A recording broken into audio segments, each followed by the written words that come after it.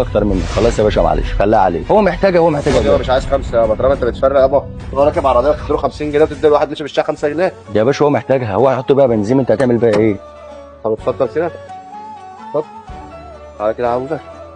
بص بقى، شوف الموبايل اللي في ايدي ده، انا كنت بصور كل الكلام ده، وده حسام معانا في البرنامج. برنامج؟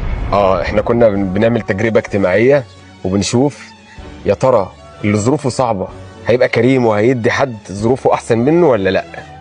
يا باشا والله يا باشا قلت لك ده حاجه لله، وبرضه احنا كلنا اخوات في الاول وفي الاخر، وتحت امرك اي حاجه والله العظيم. لا لا لا لا لا معاك لو محتاجه والله. انا هقفل التصوير دلوقتي وهديك مكافاه. الراجل كان مصدوم من اللي بيحصل معاه وما كانش عارف يقول ايه، فقررنا نكافئه بعد الفيديو على شهامته وشجاعته. انت تستاهل اي حاجه في الدنيا، انت تستاهلها والله العظيم يا باشا الله يخليك. انا اتشرفت بيك اقسم بالله يا باشا والله الله يخليك. ده انت اسمك ايه بقى؟ حضرتك اسمع عبد التواب يا باشا. عاشت الاسامي يا عم عبد التواب. كنت فكرت مش هيدوا لي بقى، لسه الساعه 6 الصبح وانت لسه على الله ولسه طالع، فقلت صعب. لما لقيتك اديت له انا دخلت ايه ومش هتدي له الصراحه، بس طلعت راجل جدع. عبد التواب انت ليه عملت كده؟ انت ليه في الاخر اديتني الفلوس؟ يعني ما انت كان ممكن ما تدينيش حاجه وتروح. يعني بصراحه كده مؤاخذه في كلمه، يعني اللي بيفك ديت مسلم ربنا بيفكها عليه، وحديث عن النبي عليه الصلاه والسلام قال من فك ديت يعني مسلم في الدنيا ربنا فك كرب احب الاعمال الى الله وفك الكرب عليه من كرب يوم القيامه.